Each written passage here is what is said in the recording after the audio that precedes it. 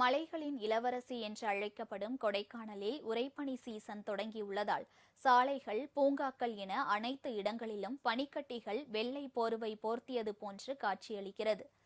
பொதுவாக டிசம்பர், ஜனவரி மாதங்களில் இங்கு கடுமையான குளிர் வாட்டி வதைக்கும். தற்போது முன்பனி காலம் மற்றும் நீர்ப்பனி காலமும் முடிவடைந்து உறைபனி காலம் தொடங்கியுள்ளது.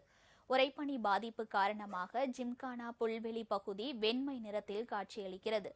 புற்கள் மற்றும் செடிகளில் பனி படர்ந்து சிதறல்களாக காட்சியளிப்பதால் சுற்றுலா பயணிகளும் உள்ளூர் மக்களும் அவற்றை கண்டு ரசித்து வருகிறார்கள். காலை நேரத்தில் குறைந்தபட்ச வெப்பநிலை 5 முதல் 8 டிகிரி செல்சியஸ் வரை நீடித்தது. இன்று காலை பிரையன் பூங்கா, நட்சத்திர ஏரி உள்ளிட்ட பகுதிகளில் பனிப்பொழிவு காணப்பட்டது. இந்த உறைபனியால் கொடைக்கானல் காஷ்மீர் போன்று காட்சியளிக்கிறது.